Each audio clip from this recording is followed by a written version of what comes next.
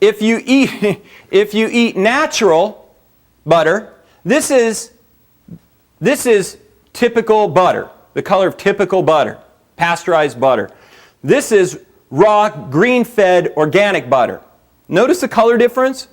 The color difference is because of a compound called conjugated linoleic acid. Super healing for the nerve system. Super healing for the GI system. And yet they say, you can pump your kids full of dope, you can buy all the sodas for them you want, but raw dairy's from the devil. It'll kill you. Holy crap, people have been eating raw dairy for thousands of years.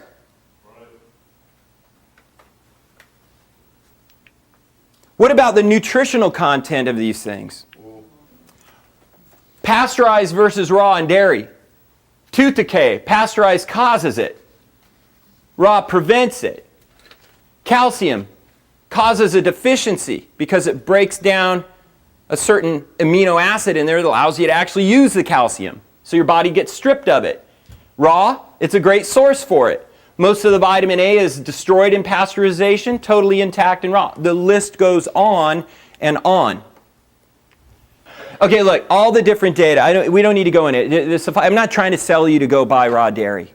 I guess what I'm trying to say is don't be confused by these labels and what you think is better.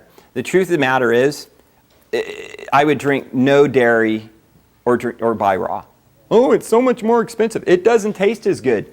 Hey, I get it. You know, I mean, if all you do is feed your cow sugar, right, corn, all you do is feed your cow sugar, the milk's going to be sweeter, and it's always going to taste the same. You'll get familiar to the taste and it'll always taste the same. Right now, Congress has passed that they can add artificial sweeteners into your dairy because dairy consumption is dropping and we subsidize it. So, and they don't have to put it on the label. So what it does is it makes people go, ooh, this is, you know, they're trying to get you to crave more. So you buy more. Gotten away from all the dairy stuff. Yeah. We're using the almond breeds. Yeah. Now look, here's the thing. I'm going to be transparent with you. When I have coffee, I put dairy in it. All those, the coconut milk, none of them taste good to me in my coffee. And I only drink good coffee. So it's like I'm not going to muck up, you know, $30 a pound coffee. You know what I mean? I want it. My vices, I just figured a long time ago, certain vices like wine, dairy, you know, my coffee, things like that. The vices that I have left, they just got to be the best. That's just been my attitude. I don't take my wife to Frederick's or Hollywood. You know what I'm saying? I only buy her the best. Okay, that's more information you need. Anyway, another topic. All right.